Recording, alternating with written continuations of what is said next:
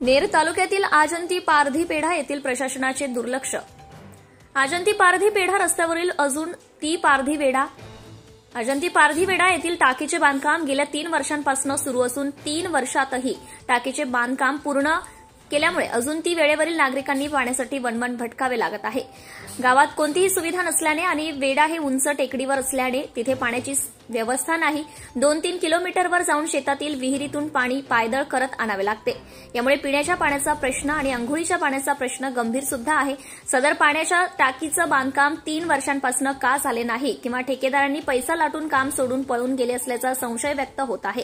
पारधी वेळेवर पाण्याची व्यवस्था तात्काळ करून घेण्यात यावी, अन्यथा आंदोलन करण्यात येईल असा इशारा तेथील युवा एल्गार संघटनेचे धनंजय वानखेडे व नागरिकांनी दिला आहे।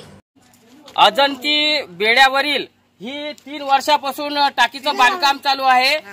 3 वर्षाच्या पूर्वी यांनी बांधकाम सुरू केलं। 3 वर्षानंतर पण यांना अजून अजंती पारधी बेड्यावर पाण्याची व्यवस्था नसल्यामुळे पारधी बेड्यावरील नागरिक पाण्यासाठी वणवण भटकत असून 3 ते 4 किलोमीटरहून शेतातल्या विहिरीतून पाणी आणत आहे।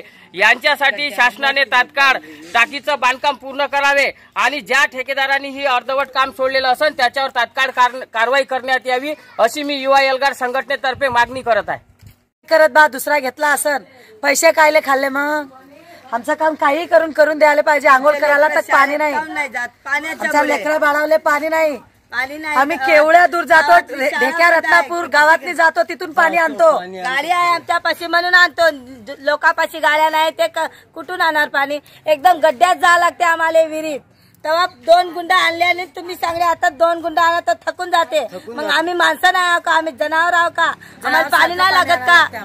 तुम्हाला स्वच्छता पाहिजे, आम्हाला स्वच्छता नाही पाहिजे का? असे आमच्या लेकरं गावागावात पाणीच नाही राहिलं तर हे लेकरं आंघोळ करून केव्हा जायचे? कुठे? Subscribe now and press the bell icon. Never miss an update.